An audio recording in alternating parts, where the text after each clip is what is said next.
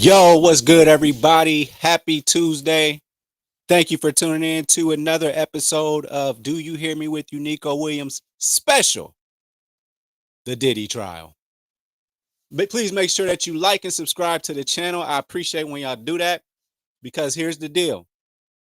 I will be covering every single day of this trial, the testimony, everything, all the way up until a verdict happens. And if there is any kind of sentencing, I got you on that. All things dealing with this, I got you. Also, make sure you keep it locked into the channel because I have all the other sports and entertainment news as well as movie reviews. So if it's entertainment, I got you. So with that being said, we are on the day 7. And we got our friend, Mr. David James. Just a quick recap. David James was a personal assistant for Diddy. So he was in the know. And he told us a lot of stuff yesterday, but we're going to really get into it today. So let's go to court. Again, we got to give a special shout out to Inner City Press. That is where we're getting our transcripts from. Also, I have listened to this as well, listened to the trial as well. So this is basically my point of reference, but I also listened to it. And I'll chime in with any thoughts that I might have on some of this stuff. And if you have any questions, make sure you chat with me right here live. So let's get to it. It's getting real because today on the stand, we also have a special guest, the Punisher. That's right, the Punisher will be taking a stand today. But first, the jurors, before the jurors come in, Diddy's attorney, we oppose David James testifying about the incident with Suge Knight. He's going to mention D-Rock, say he was a friend of Biggie Smalls. That's decades ago. That's not relevant. Seems you are previewing your cross. Witness personal assistant David James takes the stand. The judge says, "Good morning, welcome back." The courtroom deputy then said, so this is where I started thinking some crazy stuff was going on. The courtroom deputy is like, we're missing 4 jurors. It may be the subways. I'm sure it was some kind of New York thing, but that's just like the cop thing.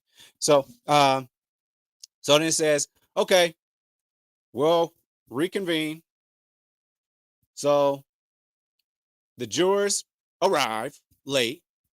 So now the feds are up, and they're talking about what about physical evidence between Mr. Combs and Cassie?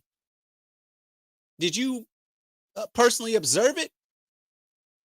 Then we got, so this is David James on the stand. So this is going to be the feds and David James, the personal assistant. That is who I'm acting as right now. Objections, they're going to come from Diddy's attorney, and then the judge is the judge voice. All right. So what about physical violence between Mr. Combs and Cassie? Did you personally observe it? No, I did not. Do you remember a blog post?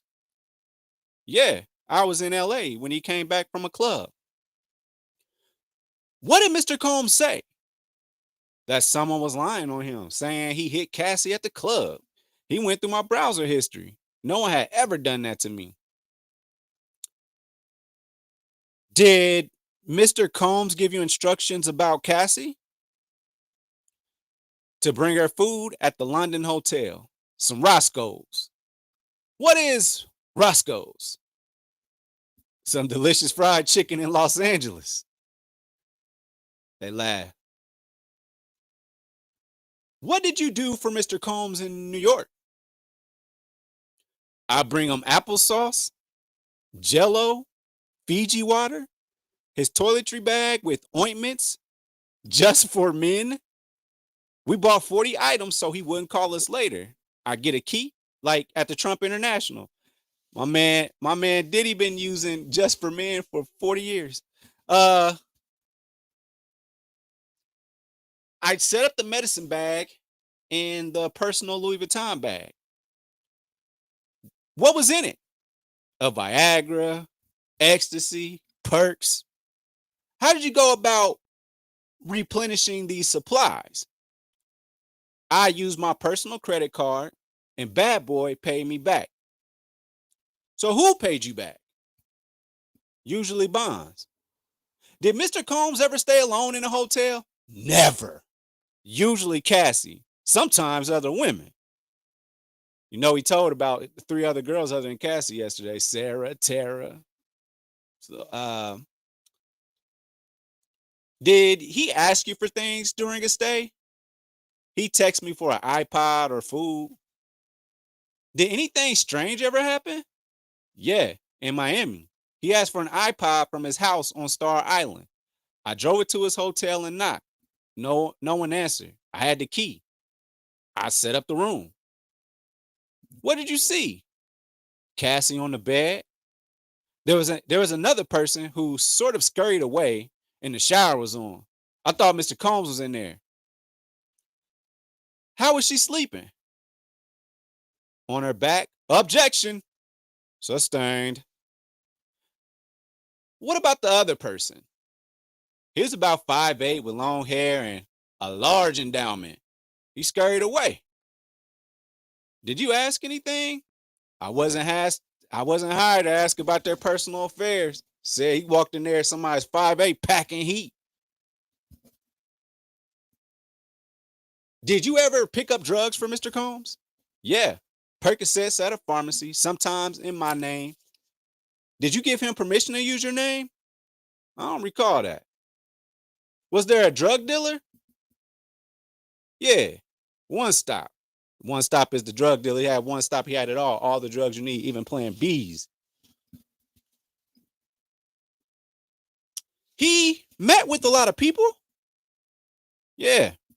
Even former presidents. Which one? Former President Obama. What was your understanding would have happened if you had so they stopped it there. He just dropped Obama's name. They stopped it there and went straight into what was your understanding would have happened if you hadn't done these things? Objection. Sustained. All right, all right. Did you ever take ecstasy? Yes. I was drinking Ciroc. I took ecstasy. I was Diddy bopping. What do you mean? I was vibing. Did you speak to Mr. Combs? Speak with Mr. Combs about it?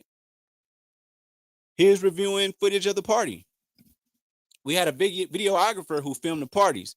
He asked me, "Hey, Playboy, was that you dancing around at the party?"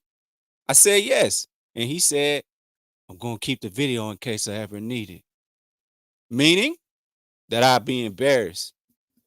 Did anything ever go missing? They said a bracelet was missing. Uncle Paulie came to my hotel room and searched my belongings and those of my girlfriend at the time.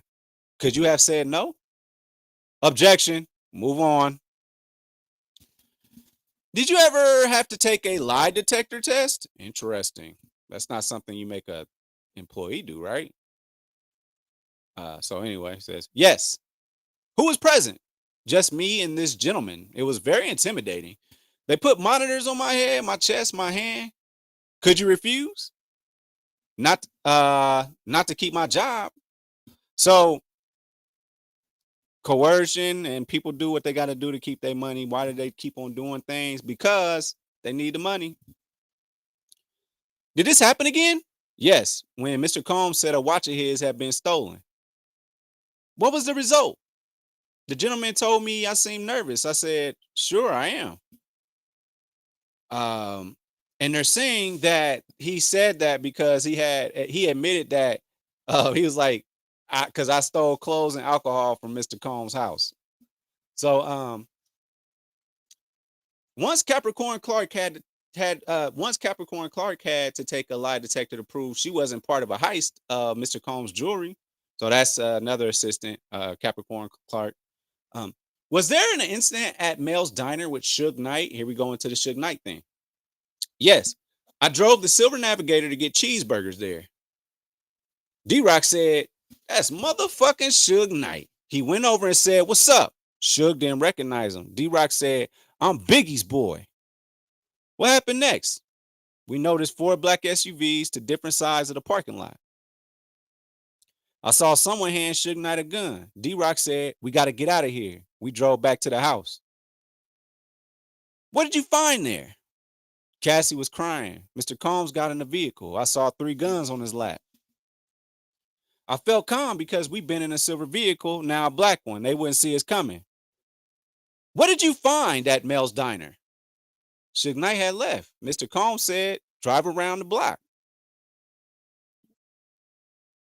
"So what did you decide?" "To lead a company. They offered me other positions, but I just wanted to leave. My life was at risk." No further questions. Mr. Agnifilo, Diddy's attorney, "You didn't tell all this the first time." "They told me to stop, to not say anything that would incriminate me." "Look at the notes from your interview. Read it to yourself, then look up at me." "Okay." "How'd you recognize Suge Knight?" "I listen to hip hop." "Were you drinking or smoking pot?" "No, sir." "Your mind was clear." "As clear as it could be. I mean, working 20 hours a week at till 4 a.m. D-Rock opens the door. Suge Knight is a few cars over. Window open. D-Rock says, "I'm Biggie's boy," and then Suge recognizes him, gives him a dab. "What's a dab?" "A handshake." "Did you leave D-Rock at the diner? Why are you smiling?" "Because that's a crazy question. Why would I?" "Didn't you leave D-Rock at the diner?" "That makes no sense." "I'm not asking what makes sense. I'm asking, did you?" "No." You said you saw Cassie and Mr. Combs?" "Yes, Mr. Combs told me to drive." "You don't know where Mr. Combs got the guns, do you?" "I didn't know he had guns until then." "Have you ever been in a situation like that?" "No." "You didn't say, 'I don't want to drive to Suge Knight with guns'?" "No." "What exactly did you do before you got this job?" "I was a door-to-door salesman and personal assistant." "Now, you were going with guns to confront someone?" "It was not ideal." "You know how to get to Mel's Diner, right?" "I frequent there all the time." "You've never seen guns before, right?" "No." "This is a radical departure from your job description. Is that an understatement?" "It's the understatement of the day so far." "Do you have immunity?" "Ask my lawyer. I have some kind of offer agreement." "Proffer." "You didn't tell anyone about this?" "Only my wife." "Did you meet the government this morning?" "Yes, briefly, about what might come up in cross." "Did the Mel's Diner incident come up?" "Not that I recall." "It's this morning. What did you talk about?" "Your style." They started laughing in the courtroom. "I'm dying to ask what they said, but I won't."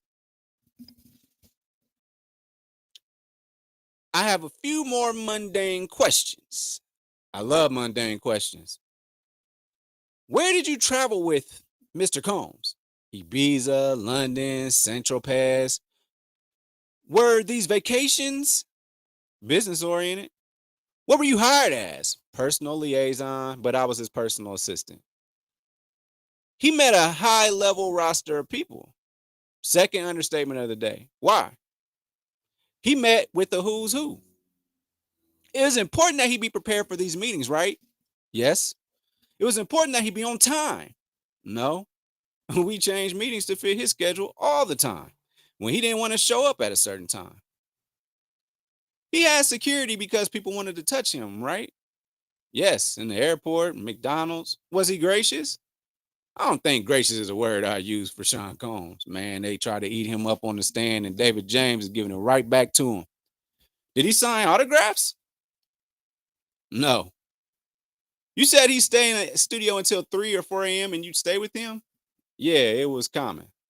"What sort of things would he want you to always have with him? Ketchup, for example?" Did you know he put applesauce on cheeseburgers? No, but I knew he liked applesauce. He liked Astroglide, condoms, and baby oil, but you didn't expense it through the business? Usually not. I was told he didn't want to run them through the company. He didn't want a record of them. When you bought the 8 ball of Coke in San Tropez, you didn't tell Mr. Combs, did you? He was asleep. They trying to say he bought an 8 ball. We don't know about this. Tell me about your relationship with Roger Bonds. We talked about Bad Boy as a family. What do you mean? Mama Combs called me her son many times. What was the mission? Make sure he's happy. Was it fun? I enjoyed it from time to time. What was your relationship with Chef Jordan? Professional? Did you choke her? No. Objection. Sidebar. All right, they come back from sidebar. Tell me what happened. We were on Star Island. She told me where to take them. I grabbed her 2 wrists and said, stay in your fucking lane. Was there fallout? It was recorded to corporate HQ. Mr. Combs called me in. Mr. Combs told me, you can't be putting your hands on women. He told me to give her a gift. What did you give her? I rolled up a blunt and gave it to her. Did she like it? It appears she did. You were in a car with Mr. Combs and who? Chris Lighty. You have taken ecstasy? I party, sure. What were things like in the studio? Drugs? Yes, it's a creative environment. I didn't smoke when working with Mr. Combs, but he caught you smoking once. I thought he was in for the night. I lit up. He came out. He said, what are you doing? I said, nothing. He said, if you man enough to smoke, you man enough to tell me. I said, okay, I'm smoking. He said, if I did it again, he fired me. How about when you picked up 2 prostitutes and had sex with one? Objection, 403. Overruled. She asked for $200. I called Bonds and asked, what the hell? She asked to take a shower. I said, that's $200. Everybody in the courtroom starts laughing. So he put on a show for the gallery and everybody watching. So on that note, no further questions. Redirect. Feds back at it. What about the incident in Alpine, New Jersey? To file a police report and say that Chef Jordan had been the aggressor. But I didn't file it. I drove around and told him I'd made the report. What have we asked you to do? Tell the truth. Nothing further. Recross. Diddy's lawyer. You lied to Mr. Combs about filing the police report? Yes. Nothing further. Could we have a break? So now we got a break in. Now they back from the break. Judge, jurors, I'm going to try to get the temperature turned up in here. I'm told it's complicated, but I'm freezing right along with you. Ha ha ha. They laughing. Feds back up on it. The government calls Regina Ventura. That is Cassie's mom. Where do you live? New London, Connecticut. How many children do you have? 2. Roderick and Cassandra. Who is this? Sean Combs. He dated my daughter. When did you meet Sean Combs? 2006. My daughter signed with his Bad Boys record. He was her boss. Then they started dating. They moved to LA. Read this message from December 2011. Cassandra wrote to me. She said Sean Combs threatened to release a sex tape and go after her and Mr. Mescudi. How did you react? It made me sick. Sean Combs demanded $20,000. He said to recoup losses due to Mr. Mescudi from my husband and myself. Diddy tried to extort Cassie's mom for 20 bands.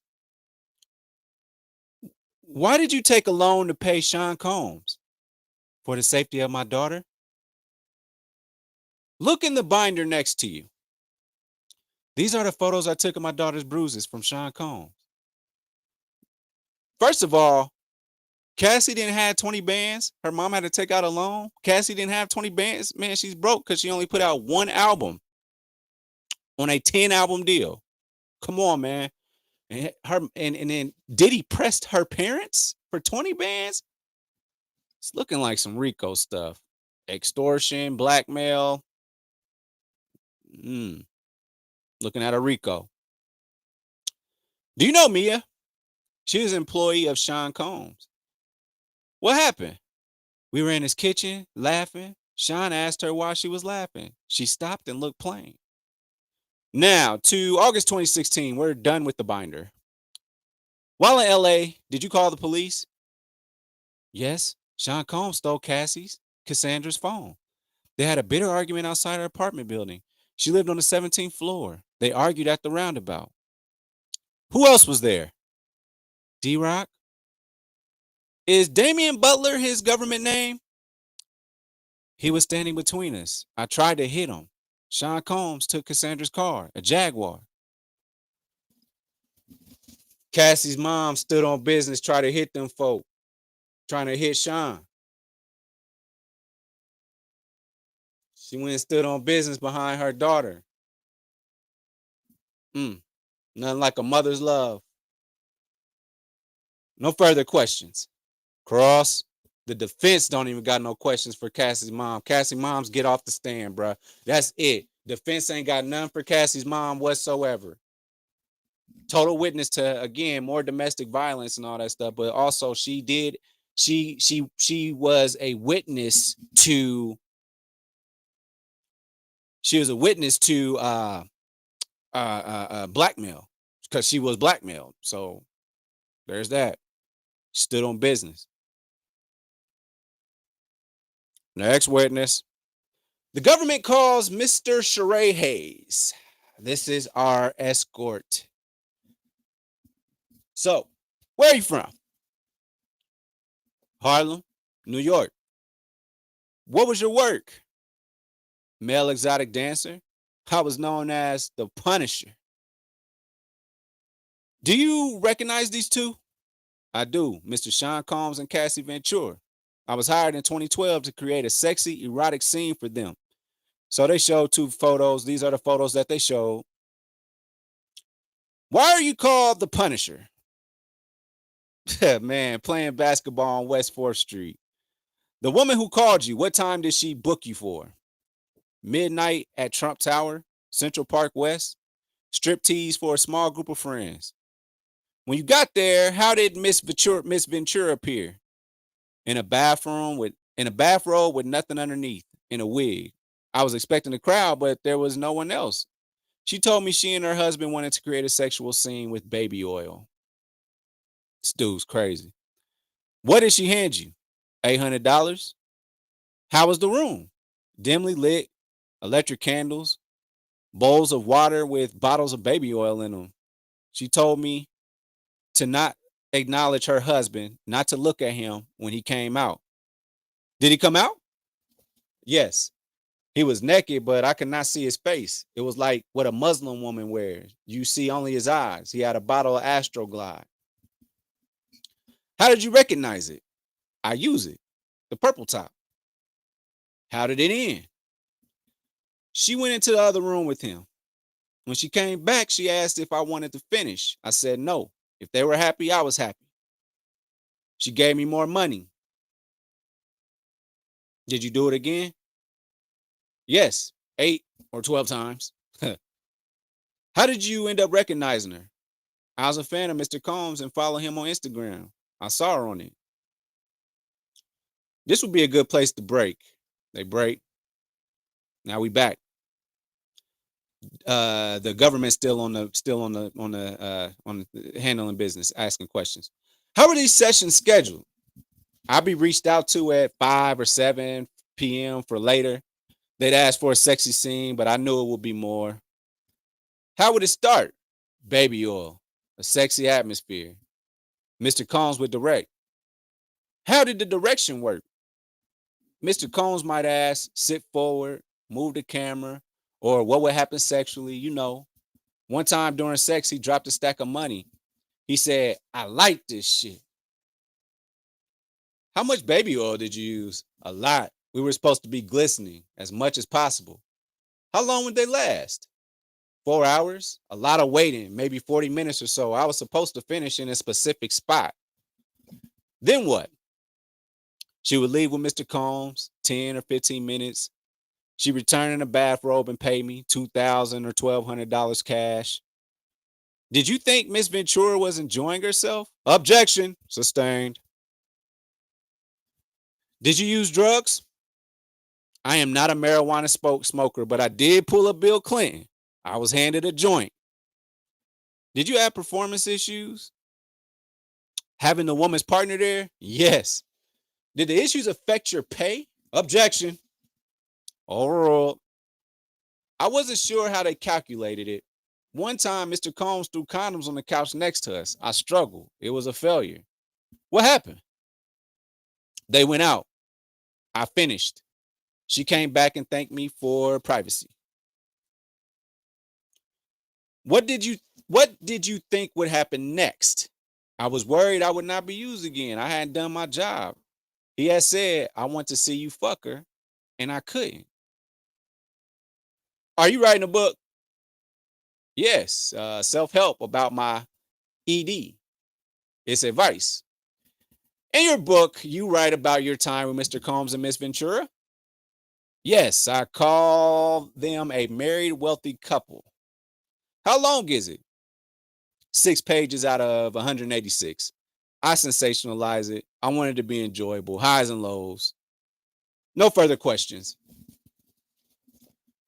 Mr. Donaldson, Diddy's attorney is up. I'll try to make this as harmless as possible. Congratulations on your book. What's it called? In Search of Freezer Meat. What's harder than that? Good title. You have a website? Yes. Now I'm a co-owner. All the male dancers are independent contractors. You've been doing this for 25 years? 30 years. Coming up on a big anniversary. You dance with them? A professional dry hump, if you will. For 30 years, thousands of ladies. You try not to develop feelings for them, right? You try not to. It's a job. But you talk with Cassie. Cordial. She asked to be able to call you just to set the sessions up. We were never asked to talk. She was comfortable with you. She said so. You have feelings for her? Incorrect. But you thought she was only doing this with you. That is correct. She said it was a special occasion. You did develop feelings for her. That's not correct. You told the government's notes say you developed feelings for her. That may have been taken out of context. You used your 25 years experience. This was a different scene. Usually I aim for humor. You wouldn't try to dry hump someone who didn't want to be dry humped, right? Or correct? Yes, it's important to read the room. So you read the room with Cassie and she wanted objection. Sustain. Was Mr. Combs' request that you penetrate? It was a demand, a strong suggestion. Cassie paid you even when she canceled, right? Yes, $500. Mr. Hayes, I wish you success with your book. Thank you. Redirect. Government's back up. What made you think Miss Ventura was enjoying herself? It was her first time unprotected. Without the details. Objection. Here's a picture of Sheree the Punisher Hayes still on the stand. This is a sketch from Elizabeth Williams that was gifted to Inner City Press. Make sure y'all follow them on Twitter. They are responsible for helping us keep up with this stuff, man. No further questions. Anything, Mr. Donaldson? What do you mean by steamy? I felt it was enjoyable for Miss Ventura and Mr. Combs. Here's a picture of David James from earlier. Next government witness.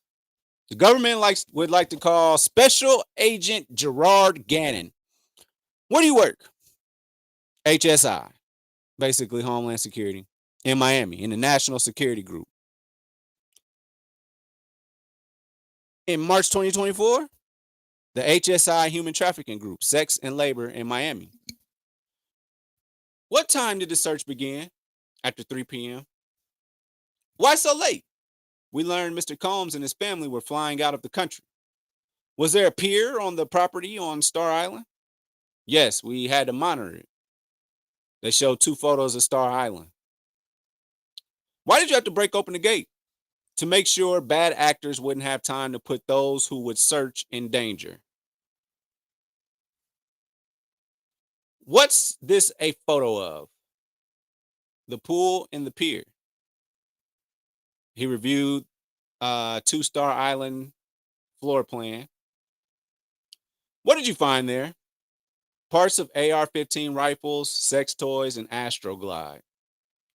Photos of the guns were shown to the jury. These magazines were loaded with bullets. What do these show? The serial numbers have been cut out. Let's turn to 2 more exhibits. So that's modifying a gun. Can't do that in regards to serial numbers. Or we bought them illegally. Let's turn to 2 more exhibits. What are these? The ammunition we found. And these platform high heels, how high are they? 7 inches. This may be a good place to break for the day. So the judge breaks for the day.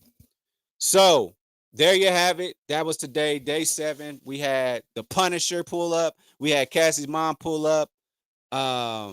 His assistant finished out his, brought up Suge. Obama's name popped up for some reason.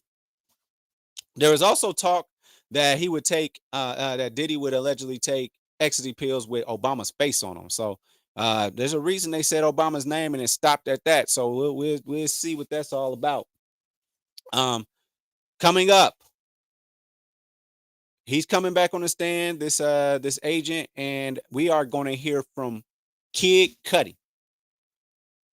Kid Cudi is set to take the stand sometime tomorrow, could be late tomorrow or early Thursday. But Kid Cudi is set to take that stand, and we're going to find out about this car explosion and all the things, okay?